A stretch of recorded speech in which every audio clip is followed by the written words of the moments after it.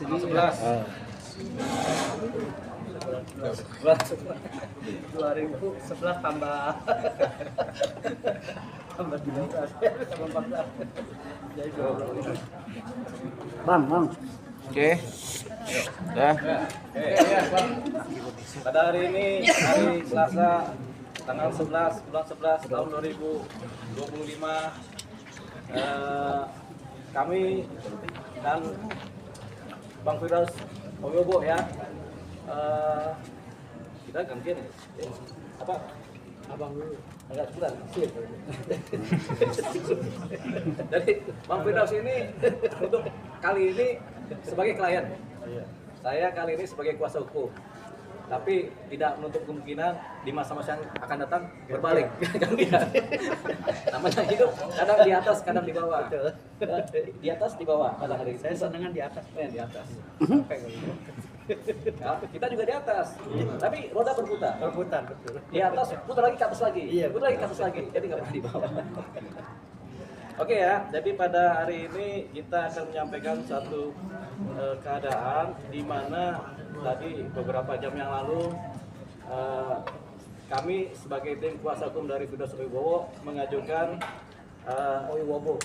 Oyobo. Iya, Oyobo. Ini ada salah nih namanya ya kan, Bang Firdaus Oyobo. Kita mengajukan permohonan pengujian material, uji material ke Mahkamah Konstitusi. Apa isinya? Yaitu kita permohonan pengujian material untuk Undang-Undang Advokat tahun 2003, Undang-Undang Nomor 18 tahun 2003 kita ajukan ke MK. Sudah kita daftarkan di kepaniteraan Mahkamah Konstitusi dan sudah diterima dengan segala kelengkapannya. Jadi ini terkait apa? Terkait statusnya Bapak ya. Iya. Bapak Firdaus. Oh ya. Lebih sopan ada. Adek ya. Statusnya Bang Firdaus Oyobo ini yang memang berita acara sumpahnya dibutuhkan oleh Pengadilan Tinggi Banten ya. Iya. Ya, jadi begini, memang beliau ini kan adalah pengacara juga, statusnya advokat. Kemudian yang berlaku sebenarnya adalah Undang-Undang Advokat, yaitu Undang-Undang Nomor 18 tahun 2003. Tapi seharusnya ketika ada pembekuan atau ada keputusan yang secara hukum adalah memberikan hukuman, ini kan pembekuan kan termasuk hukuman juga kan. Jadi itu seharusnya beliau ini diproses menggunakan undang-undang advokat, di mana sebelum ada proses pemberian hukuman ada yang namanya sidang kode etik dari Dewan Kehormatan Lembaga Advokat yang dimana beliau bernaung. Tapi ini tidak ada sidang kode etik ini sampai beliau kemudian mengundurkan diri dari lembaga tersebut. Jadi ini ada suatu kecacatan hukum formil di mana tidak dilaksanakannya sidang kode etik buat advokat.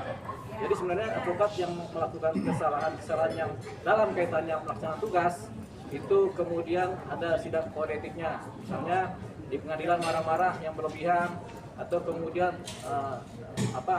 ada posisi contempt of court misalnya menghina jaksa, menghina hakim, itu memang harusnya di sidang kode etik. Tapi beliau ini langsung diputus, dihukum sanksi pembekuan berita acara sumpahnya, yang kemudian berakibat beliau secara faktual tidak bisa menjalankan profesi advokat khususnya di persidangan begitu. Tapi ini juga hasilnya kemudian tentatif, belum tentu juga beliau nggak bisa bersidang karena yang kita sebut tadi adalah kecacatan aspek formil dari proses pemberian putusan tadi, yang memberikan adalah Ketua Pengadilan Tinggi Banten ya. Dan inilah atas intervensi Ketua Mahkamah Agung Profesor Sunarto. Itu kita nggak tahu dapat dari mana itu cerita, tapi Bang Firdaus bilangnya begitu Atas ya. intervensi Profesor Sunarto. Jadi terhadap hal tersebut akhirnya kita melakukan uji material terhadap Undang-Undang Advokat Nomor 18 tahun 2003, di mana seharusnya Undang-Undang Advokat ini memang secara saklik itu menempatkan posisi advokat dalam posisi yang terkunci oleh undang-undang advokat. Tapi kemudian ada penyimpangan yang sekarang terjadi di mana ini dilakukan tidak prosedural. Jadi kita ujilah undang-undang advokat itu, yaitu uji material pasal 7 ayat 3 dan pasal 8 ayat 2 Undang-Undang Nomor 18 Tahun 2003 tentang advokat, terhadap pasal 1 juga ayat 3, pasal 27 ayat 2 dan pasal 28D ayat 1 Undang-Undang Dasar Negara Republik Indonesia tahun 1945. Jadi kalau uji material itu kita uji undang-undang ini dengan Undang-Undang Dasar 45. Itu uji material kan. Pasal-pasal ini apakah kemudian dianggap menghasilkan bertentangan dengan Undang-Undang 45 apa tidak? Itu uji material terhadap undang-undang ya. Nah, selain itu kita menguji apakah keterkaitan pasal-pasal ini, penyimpangan terhadap pasal-pasal ini kemudian berdampak bertentangan juga dengan Undang-Undang Dasar 45 apa tidak.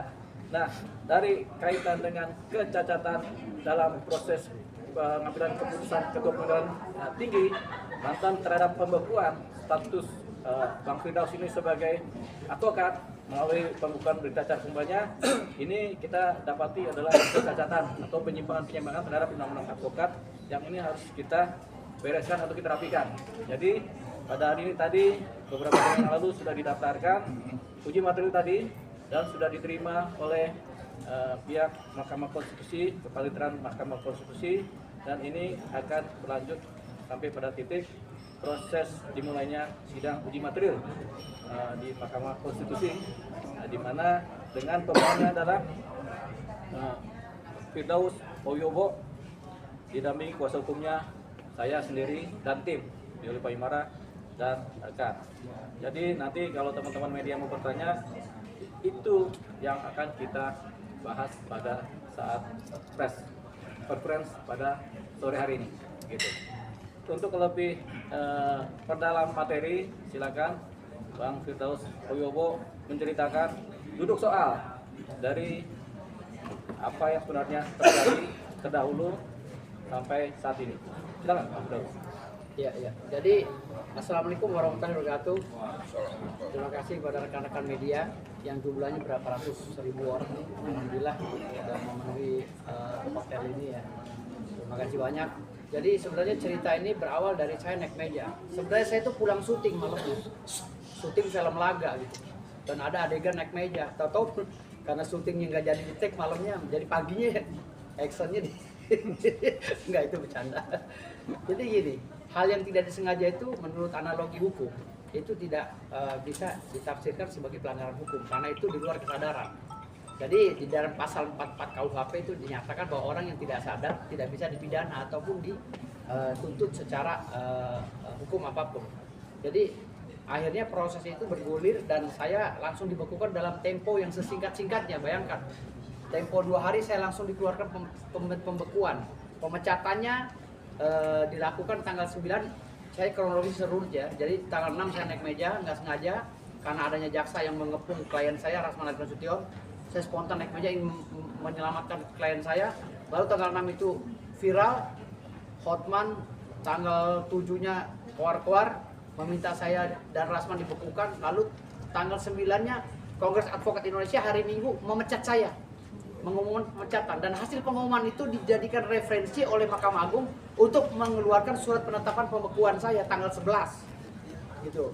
Lalu tanggal 11 saya dibekukan, tanggal 12 atau tanggal 13-nya saya diangkat oleh Dirjen AHU sebagai Ketua Umum Advokat. Bisa dibayangkan, saya dibekukan sebagai advokat, dipecat oleh Kongres Advokat Indonesia. Tanggal 13 saya diangkat oleh Dirjen AHU sebagai Ketua Umum Advokat Perkumpulan Badan Advokat Saudara Mereka Indonesia. Artinya saya secara de facto dan de jure masih melakukan kegiatan profesi sebagai advokat.